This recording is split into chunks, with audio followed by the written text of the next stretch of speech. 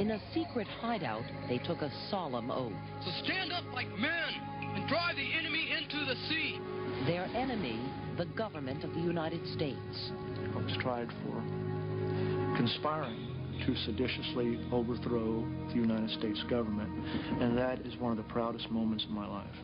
Tonight, you'll hear from the men who may have set the example for the deadly bombing in Oklahoma City. The Oklahoma bombing didn't surprise me. People seem so shocked that it was domestic terrorism. I don't know why. That's what we did. What this group did was rob and kill in the name of revolution. We were all assigned someone to kill. Who did you get? Their leaders had a hit list and a plan to blow up power lines, poison water supplies, and sabotage the Los Angeles Olympics. This was undoubtedly the most organized group of terrorists that have ever operated in the United States. How did these once law-abiding men turn into terrorists? I couldn't get out. There was no way out. There was no way out of it.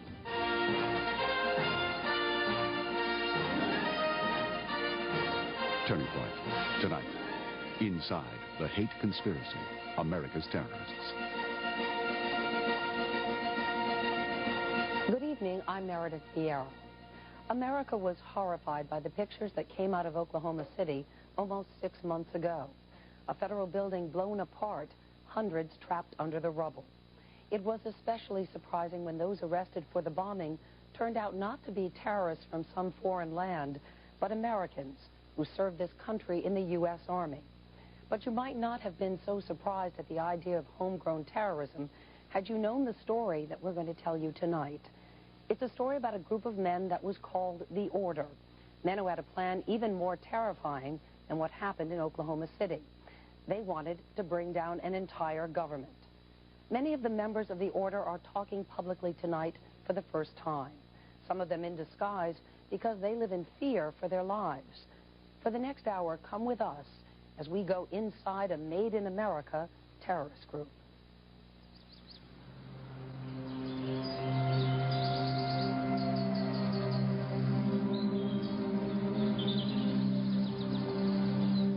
The wilderness of the Northwest has long been a haven for loners, pioneers, and mavericks. In the autumn of 1983, a group of young men took that spirit of independence and turned it into terrorism.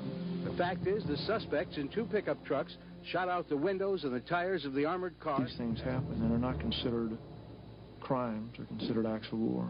Portland police SWAT teams were beginning a major search for the runaway. I think we all justify it to ourselves in different ways, and we told ourselves it was for a greater good. It involved the murder of a Jewish radio talk show host in Denver. We were all willing to give up our lives. Give up your lives for what? For our race. In the name of the white race, these men, most of whom had never been in trouble with the law, became the most wanted criminals in America, part of a group that robbed millions of dollars and killed to silence their enemies. This was undoubtedly the most organized group of terrorist-type people to have ever operated in the United States. They would become known as the Order and launch what they call the Second American Revolution. At the time of their arrest, some members were making plans to bomb public utilities, poison the water supplies of major cities, and sabotage the 1984 Olympics in Los Angeles. Most of these men have never told their story before, never explained why they took up arms against their own government. How does anyone become a terrorist? For the Order, it began with 9 men, a secret ceremony, and a solemn oath. The gist of it was that we were starting an order here. To do what? Basically, to bring down the government, to start chaos, to disrupt the system in the best way we could. You absolutely believe? We absolutely believed it. There was no question in our mind that we could do it. This is the man who inspired that belief, the man who brought the Order together, Bob Matthews. The fate of every last white man, woman, and child on this planet lies squarely on the shoulders of us. We cannot fail. 30-year-old Bob Matthews was a blue-collar worker and farmer in Medellin Falls, Washington. A hard-working family man with a baby face, which may have made what came out of his mouth seem acceptable. If you have not yet fully committed yourself, then you have in effect not only betrayed your race, you have betrayed yourself. Matthews had been toying with extreme views since childhood.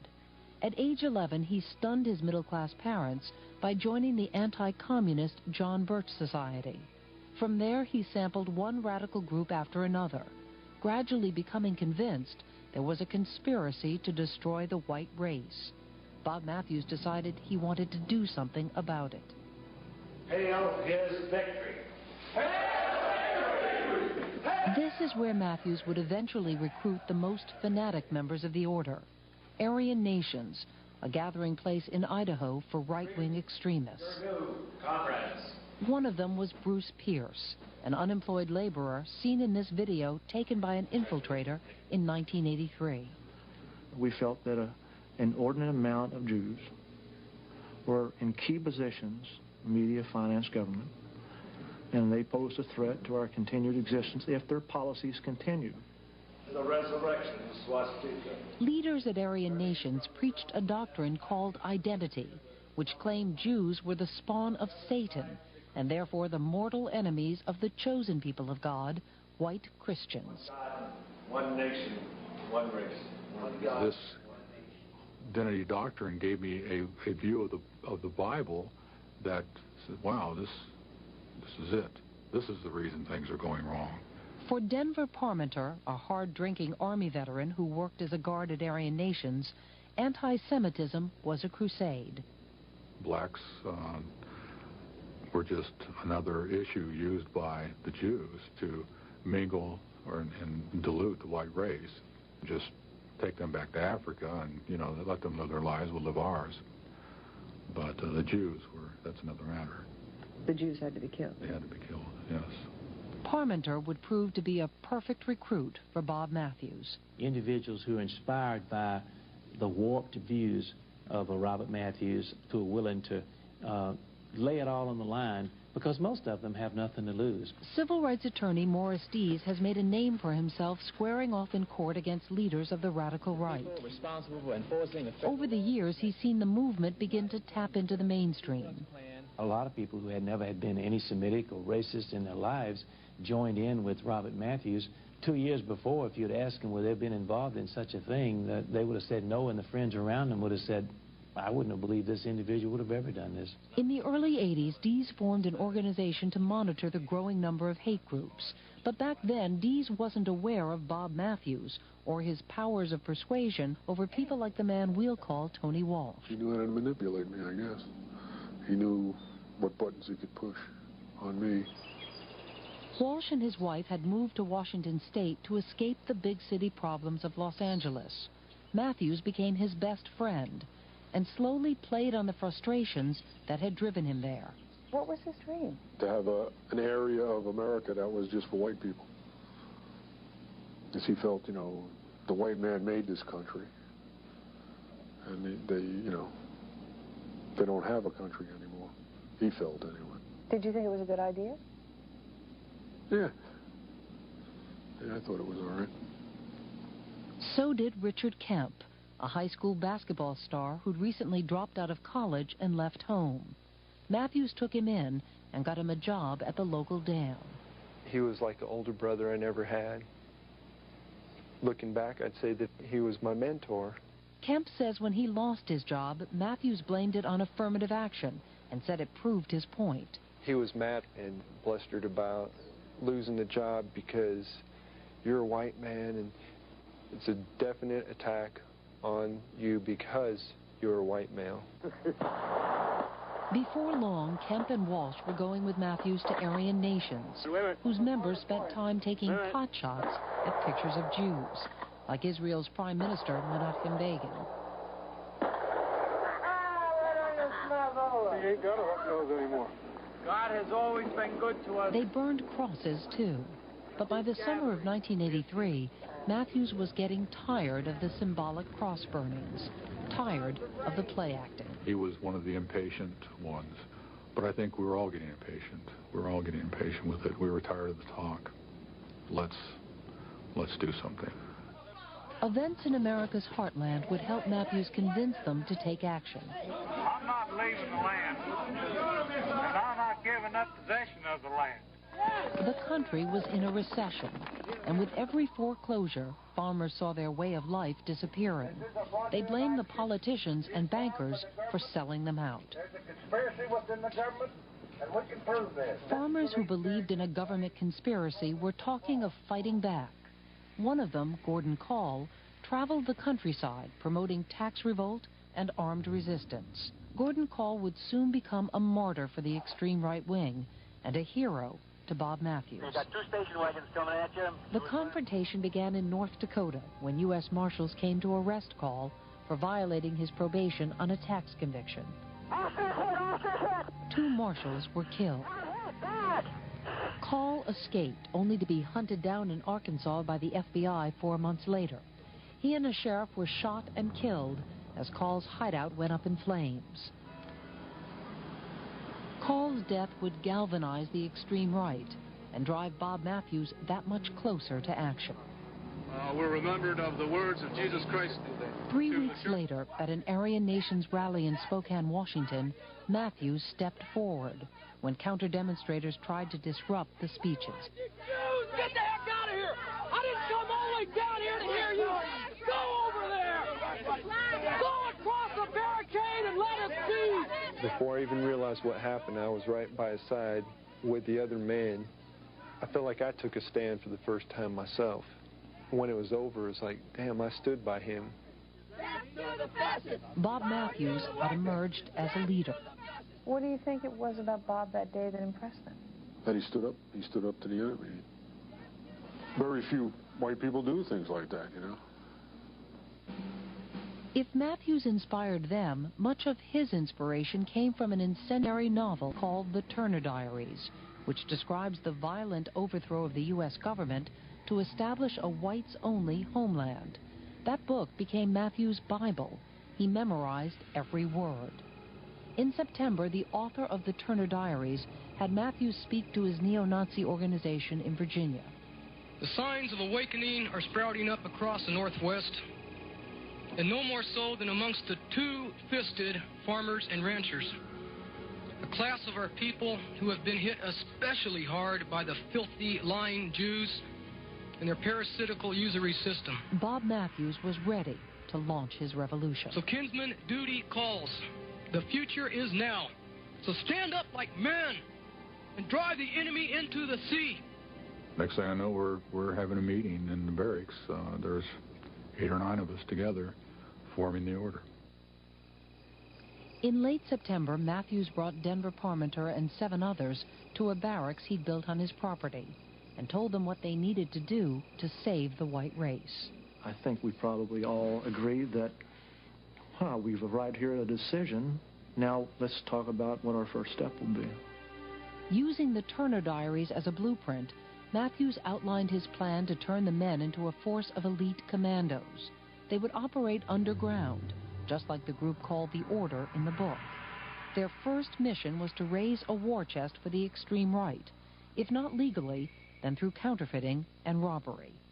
And then I said, well, guys, if you gotta rob, let's get rid of the evil. Let's rob these drug dealers or porno bookstores and stuff like that, you know. And what were they going to do with the money once they got the money?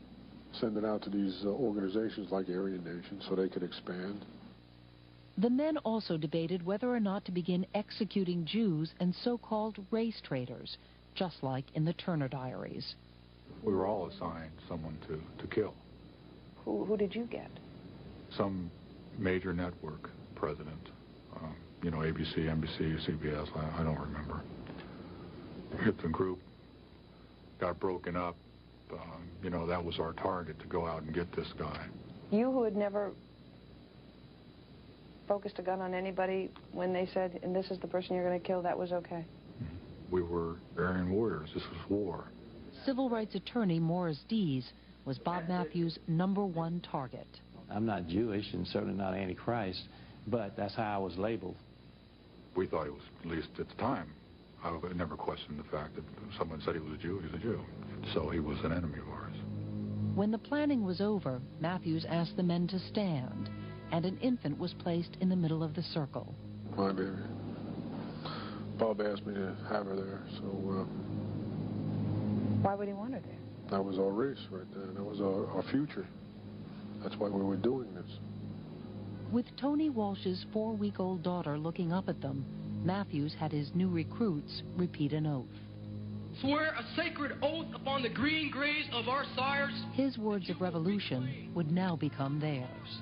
From this moment on, I have no fear of death, no fear of foe, that I have a sacred duty to do whatever is necessary to deliver our people from the Jew and bring total victory to the Aryan race. I was admitting to them, or pledging myself to them, almost like a marriage vow, that I'm going to ride with them to the end. We hereby invoke the blood covenant and declare that we are in a full state of war. So stand up like men and drive the enemy into the sea. Lay down our weapons until we have driven the enemy into the sea. When you stood in that circle, what were you saying?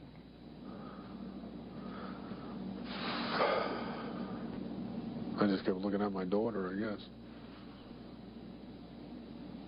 And justifying this, I guess. Within a few months, Tony Walsh would no longer be able to justify anything. I really didn't want anybody to die. I didn't want it to go this far. I really didn't want it to go that far. It would go much farther than Tony Walsh ever anticipated. When we return, the order launches its revolution and the killing begins. Inside the hate conspiracy, America's terrorists, continues. How dangerous was the order? Until now, the activities of this group amounted to little more than talk. But soon you'll see how a disorganized band of men with little or no criminal experience launched a crime wave. The Order's revolution began on October 28, 1983, in the seedy section of Spokane, Washington, a place they felt represented everything wrong with America. Bob Matthews and 3 recruits held up this porn shop and made off with $369. For Bruce Pierce, it was an important first step. No, we didn't get much money, but it's better to start small and work your way up. If we can't take this first little step, then we might as well unpack our bags and go back home. But their revolution was barely off the ground when it suddenly came to a halt. Using the presses at Aryan Nations, the group had begun printing counterfeit money. When Bruce Pierce tried to pass the poorly forged bills, he was arrested. Matthews saw his dream falling apart as members started to drift away. I never saw Bob like that before. He was upset, real pale. He said, what's the matter, Bob? I said, I got to do something. Bruce is still in prison, and I got to get him out. I'm letting everybody down. I'm letting everybody down. He took off with a gun. We didn't see him again for 3 months. And he's talking about robbing a bank. For one, I didn't think he would follow through because he was scared to death. Just before Christmas 1983, Bob Matthews followed through. All alone and armed, he walked into this bank north of Seattle and left with nearly $26,000, which he stashed in a child's trick-or-treat bag. Bob Matthews had good reason to smile again. He comes back. He's euphoric. We're euphoric. The people that drifted away, now they're back again. He made it look so easy. By then, Bob Matthews had recruited Gary Yarborough, a security guard at Aryan Nations who was also a convicted felon. He helped the order perfect its criminal technique, and the results were soon apparent. In March 1984, order members rob an armored car at a shopping mall in Seattle. The take is $43,000. April, a bomb is set off in a different part of town to divert police, so the order can hold up another armored car. It's Richard Kemp's first robbery. Well, they already got it planned. They got away with all these other ones. I'm going to get away with it, too. At first, that's what I thought. Then I thought, I could die doing this. I guess that this is going to prove myself once and for all that I'm down for Bob, and that I'll help him do anything. All I do is just jump out and wave a gun around, and next thing I know, we're gone. Gone with $230,000 cash. There are no suspects and few clues. Bob Matthews begins fulfilling his promise to help bankroll the extreme right. I felt almost like a Robin Hood type thing, because I knew most of the money that we stole was being given away. If I would go around the country and meet with these people and, you know, give them a few thousand and say there's more if I like the way your movement is going and if it's going in the right direction and that. They say money gives you power. Well, I think the money gave him power, thinking that he was invincible because things were happening and he was getting away with it. With money, the order moved deeper underground. Most of the members who still held jobs quit them. They bought automatic weapons and were given security code names and false identities. Matthews brought in more recruits, including a professional counterfeiter and a street-smart racist from the East Coast named Tom Martinez. And he came to a guy like me in a big city and a good place to laundry, a street kid. He'll know how to laundry the money more than these farm boys he was hanging around with. And that's exactly what he did. He used me. Appealed to your greed? For sure. We all have a little greed in us. And at that point, I had a lot of greed that day. But when Martinez visited Matthews in Washington State, he knew laundering money was as far as he wanted to go. Matthews asked him to move out west permanently. He said no. No, there was something telling me not to move out there because I was afraid of what was going to be asked of me next. And the way things were going, I know it was going to come to murder. In May 1984, it did come to murder. Ironically, their first victim was one of their own, Walter West, a member of Aryan Nations whom Bob Matthews suspected of talking too much. Matthews asked 4 of his men to carry out West's execution. Among them, according to Tony Walsh, were Randy Dewey and Richard Kemp. They lured him into the woods and Rich tried to kill him with a hammer. And he didn't kill him, though. And that's when Randy put him out of his misery. He shot him, you know, to finish him off. Randy Dewey declined our request for an interview. Richard Kemp has never talked publicly about the murder. I just wonder if you acknowledge what this group did, that you were a part of.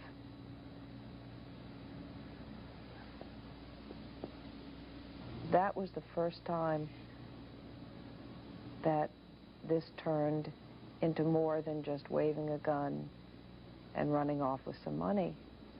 And it wasn't a euphoric moment anymore. Something else was happening the moment Walter West died.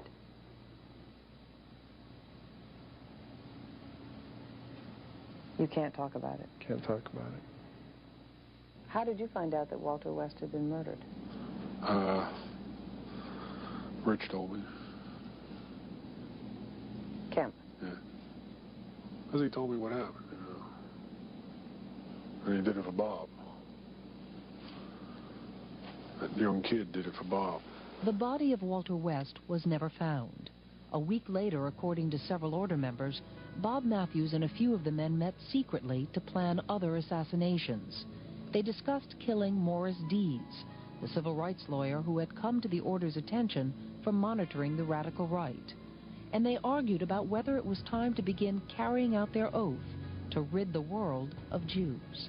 You apparently feel that the Jews are part of a communist conspiracy, is that correct? Well, as I went into the study of communism, I came When this exchange was broadcast from the studios of KOA in Denver, the order was listening. The program was run by liberal talk show host Alan Berg. This night, Berg was tangling with a leader of the extreme right, Jack Moore from Mississippi. I have been on programs like this many, many times before, and I run into fellows like you that interrupt and try to stop. Now, Jack, you have barely been interrupted so far, Jack, so don't give me that garbage. You haven't been interrupted at all, man. Berg's combative style had brought him national attention and fame. More than anything, Berg, who was Jewish, hated anti-Semitism, and he went after those who preached it. Hey, Jack, go ahead. Both of you hang up, cowards. This February broadcast was typical. It may also have made Berg a marked man. David Lane, a member of the order old enough to have rooted for Hitler in World War II, was listening to Berg that night and phoned in. I think the Jews Jews are still firmly in control of the Soviet Union. I think they're responsible for the murder of 50 million white Christians. You think so, huh? Yes, I do. I think you're sick. I think you're pathetic. I think your ability to reason and use any logic is a tragedy. Why don't you put a Nazi on your program and then you have somebody... Sir, you are a Nazi by your very own admission. Thanks so much. If he said that's right, you heard it. The order would not forget this confrontation. In June, David Lane and Bruce Pierce were reportedly part of a hit team assembled by Bob Matthews, who led them south to Denver to assassinate Alan Berg. It was just after 9 p.m. on June 18th when Alan Berg's VW Beetle made the turn off Colfax and headed up the street to his driveway. They watched as the VW passed by and pulled out after him. As Berg made the turn up his short driveway to his garage door, the other car blocked the road behind him. Instantly, 13 .45 caliber slugs burst from the automatic weapon. A silencer muffled the blast, and Berg was probably dead before he hit the ground. I can remember the crime scene, the victim's body here in the driveway, you know, the massive destruction. We didn't have eyewitnesses. The only evidence that we had were shell casings and bullets. You know, it was clear early on, immediately, that this was an assassination, a hit, an ambush. Police in Denver say they have no firm leads yet. The order's crimes were now making national news, but no one knew who was committing them. I'm going to talk to you this sunny Colorado morning about a friend I once had, and his name was Alan Berg. The next morning in Denver, another KOA radio talk host, Ken Hamblin, eulogized his friend and challenged Berg's killers. And I found myself speaking to them. I found myself saying, you can't kill ideas. You can't kill words. You can only kill the man. Who are you? Who are you people? You reached out with all of that power to kill him? No. You didn't show strength, sir. You didn't show strength. That morning, Matthews and his hit team were already on their way north out of Colorado. Some order members say Bruce Pierce was the trigger man. Were you there when Alan Berg was killed? I have no comment, I'm sorry. He talked about it? Oh, yeah. Proud of it? Proud of it.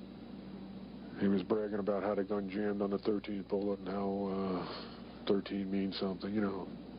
Back in the Northwest, some order members were shocked at the news of the murder. Most were not. Was Berg even, in your mind, a person?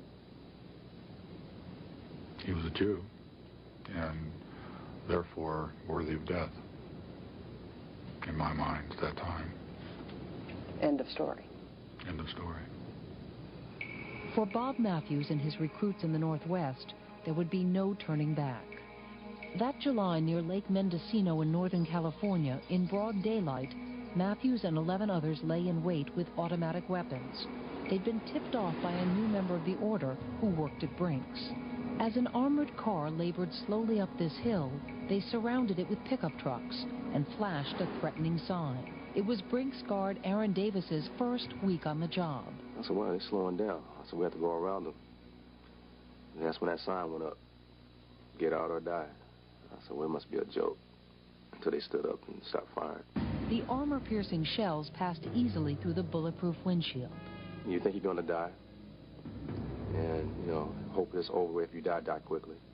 We just formed a line from the door of the truck to the pickup, and we just passed it. Matthews was in the vehicle, and I was in one of the lines. Bags of money? Bags of money. The pickups were abandoned a mile away, and all 12 order members escaped with $3.6 million. At the time, the largest armored car heist in U.S. history. Never in my career had I seen anything to compare to this. FBI case agent Wayne Maness would spearhead the nationwide investigation into the order. They had sophisticated weaponry, plenty of ammunition. Their equipment, I would say, was certainly as good as that being used by the FBI at the time. But now the FBI had a solid lead. Bob Matthews had dropped a traceable gun in the back of the Brinks truck. The hunt was on and would eventually lead investigators to assassination target Morris Dees. I'll never forget this agent who identified himself said that to let me know that there was a serious threat against my life from a white supremacy group. Did he name the group? No. But it doesn't mean that I'm going to, you know, back off from what I'm doing because you got some nut out there that wants to shoot you in the back. It was just a war to them. It was a war to us. We were every bit as committed to the task as they were. Back in the Northwest, Order members argued with Bob Matthews that it was time to lay low. Matthews would have none of it. He wouldn't slow down. He wouldn't slow down one bit. Bob couldn't wait. Bob had to keep going. Go, go, go, go, go. Matthews made plans for a paramilitary camp deep in the woods to train an army of believers. They would take his revolution to the next level. One of the plans was to blow up or carry havoc at the Olympics. If innocent people had to die, then for the cause, then again, that was just a means to justify the end. Bob Matthews knew the authorities were closing in, but he was so busy looking for the enemy behind every tree, he missed the traitor standing right next to him. Turning Point. Inside the Hate Conspiracy, America's Terrorists, will continue in a moment. When we continue, the Order escalates its plan to overthrow the U.S. government. But the FBI and Bob Matthews are about to come face to face. I've been involved in gun battles before during my tenure in the FBI, but never anything like this. Turning Point will continue after this from our ABC stations. Inside the Hate Conspiracy, America's Terrorists. Tonight's Turning Point continues. Now the incredible story of how the FBI was able to track down and infiltrate this band of terrorists. It began when Tom Martinez, the man who had helped the Order launder that counterfeit money, was arrested on the East Coast. Martinez agreed to cooperate with the FBI. He told them the Order was responsible for the Brinks robbery and for the murder of Alan Berg. Most importantly, he agreed to take them to the Order's leader, Bob Matthews. Friday, November 23rd, 1984, the beginning of the end for Bob Matthews. Tom Martinez flies into Portland, Oregon, having told Matthews he's willing to talk about going underground with the Order. What Matthews doesn't know is that Martinez has made a deal with the FBI. I said, I can take you to Bob Matthews. And they were like in shock. I said, under two conditions. You don't reveal me, and no one gets hurt, and you got to promise that. Matthews meets the plane, but seems nervous, and he's brought along Order member and ex-convict Gary Yarborough. We took off, going about 80 miles an hour in the streets of Portland. And as I glanced behind me, the fella behind me, Yarborough, has a machine gun in his hands. Matthews suspects he's being followed and turns down a dead-end street. Martinez panics, afraid of what will happen if agents tailing them show up. And when we pulled into this wooded area, my heart just started throbbing, thinking, what are these guys planning on doing? Are they going to kill me? Do they know I'm working for the feds? Luckily for Martinez, the FBI has lost his trail. But now he has no protection as Matthews drives to a nearby motel.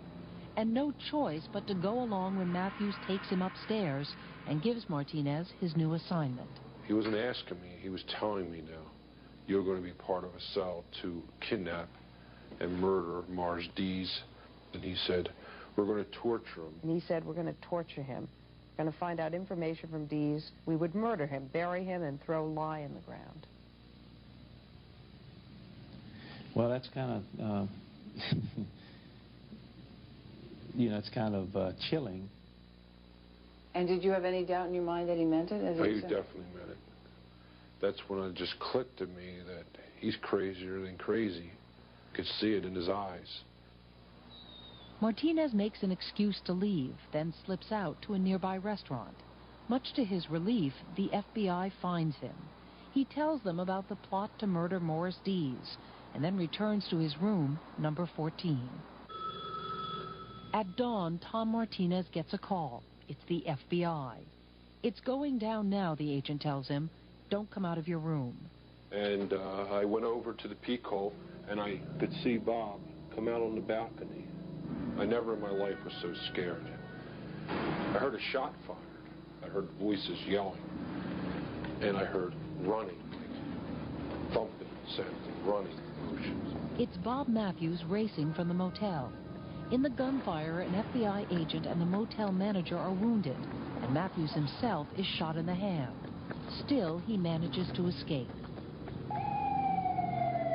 Next thing you know, I hear sirens, and police are out there, and cameras, news people, reporters. Yarborough is arrested at the scene, but the FBI has no idea where Matthews has gone, and something he's left behind suggests authorities had better find him fast. A handwritten threat from Bob Matthews to the government: surrender now or face daily firefights with the heavily armed warriors of the white American Revolutionary Army. 2 days later, Matthews is on a ferry to Whidbey Island just north of Seattle, where he writes a formal declaration of war, confirming his intent to do battle.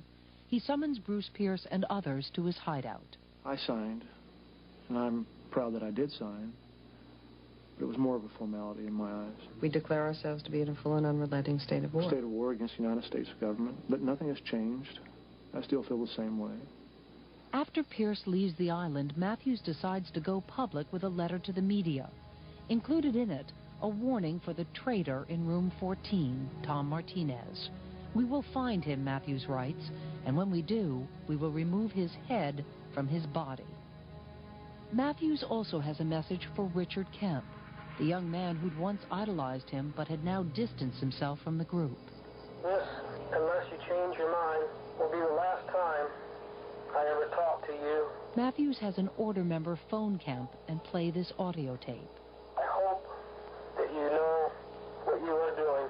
They're some of the last recorded words of Bob Matthews. As for myself, I will never submit nor surrender. My conscience is clear. I think his last words were, "You guys are going to have to live with that." Goodbye, kinsman. At dawn on December 7th, the enemy Matthews hated so much finally catches up with him. Another informant who has never been identified has tipped off the FBI, and more than 75 elite federal agents have descended on Whidbey Island, including FBI investigator Wayne Mannis. I remember thinking that finally, after all this work, I'm going to come face to face with Bob Matthews. Within hours, other order members on the island give up without a fight, but not their leader. We'll continue to negotiate with the subject or subjects in the house as of about 5 minutes ago. Over the next 32 hours, the FBI tries to get Matthews to surrender. Ron Edwards from the county sheriff's office listens to the bizarre negotiations. One of the things that he wanted was that all of the blacks be put on boats and shipped back to Africa. By the next afternoon, Matthews is refusing to talk anymore. 5 SWAT team officers storm into the house, only to find him barricaded on the second floor. When Matthews opens fire with an assault rifle, Mannis and Edwards are right outside. I saw bullets splattering through the wall directly over my head. The roar of the weapon that Matthews was using was unbelievable. Well, I've been involved in gun battles during my tenure in the FBI, but never anything like this. After 10 minutes, the SWAT team is ordered back. A second gun battle erupts that night when a helicopter is called in. And then there was silence. A decision is made. Flares will be used to light up the ground floor.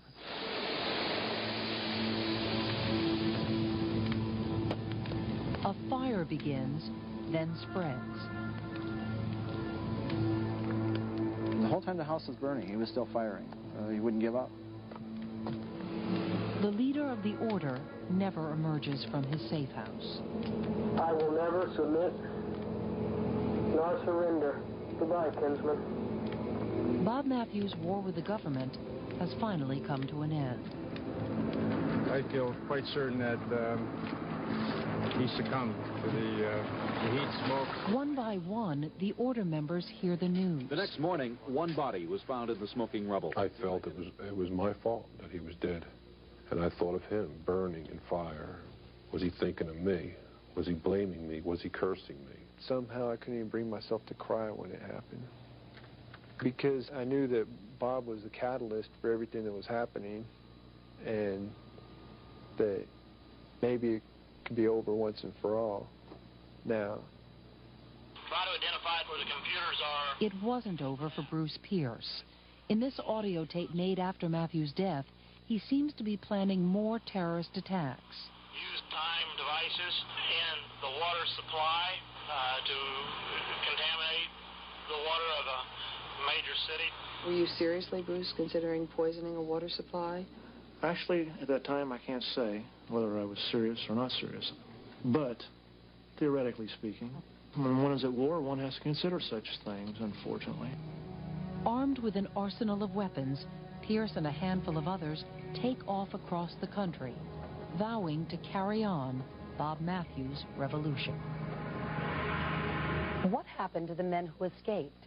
Did the FBI succeed in tracking them all down? Some surprising developments when we return. The FBI 4 months to capture most of the remaining members of the order. In that time, a hardcore group of them continued to plan an attack on the Los Angeles water supply. Another member killed a state trooper. Finally, almost a year after Bob Matthews' death, the soldiers in his revolution were put on trial in Seattle, Washington. The charges, conspiracy and racketeering. In September 1985, authorities stood guard outside the Seattle Federal Courthouse with submachine guns. Inside, 10 order members sat behind 2 tables. Their chairs literally bolted to the floor. U.S. Marshals were so concerned they'd use them as weapons.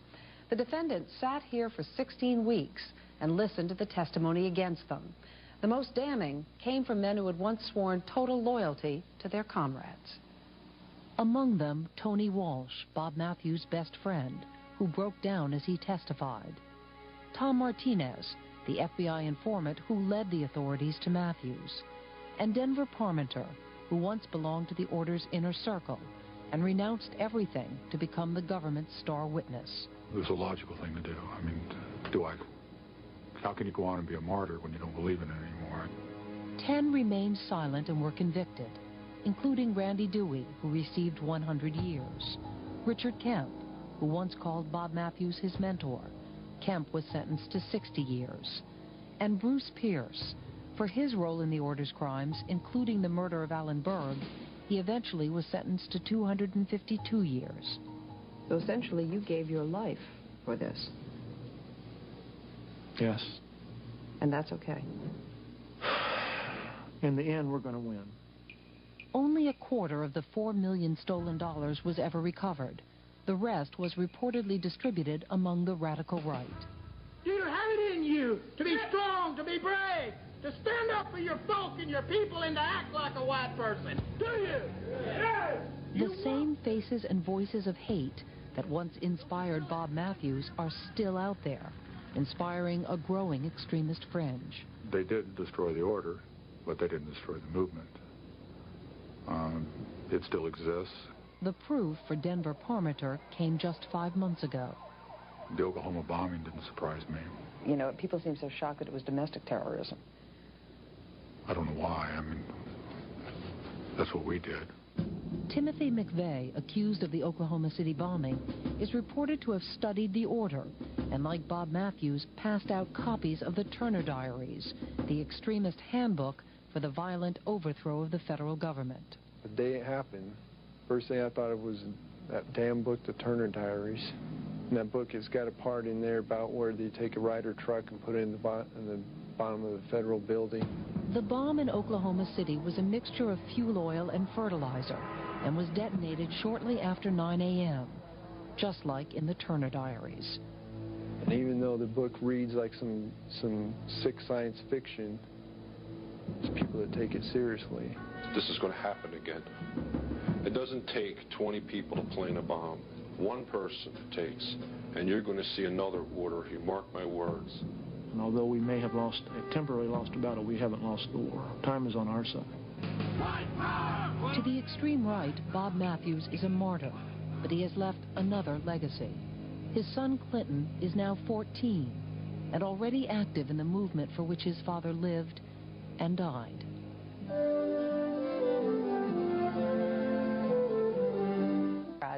have renounced their racist beliefs.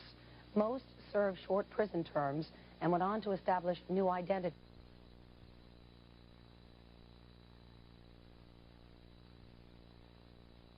The men you heard tonight who testified against their former comrades have renounced their racist beliefs. Most served short prison terms and went on to establish new identities because of threats against their lives. One of them, Tom Martinez, the counterfeiter who led the FBI to Bob Matthews, spends time lecturing against racism. Now a look at our next turning point. The unforgettable true life tale of a family and their search for a miracle. When a mysterious genetic disease strikes two of their young sons, Brad and Vicki Margus begin a race against time. They're your children. They're counting on you. Their quest leads them to a medical breakthrough that could help us all. Barbara Walters with one of the most inspirational stories you'll see this year. That's our broadcast for this evening. Don't forget to watch a special Nightline Viewpoint after local news, the media, and the trial. Among Ted Koppel's guests, Johnny Cochran. For ABC News, I'm Meredith Vieira. Good night.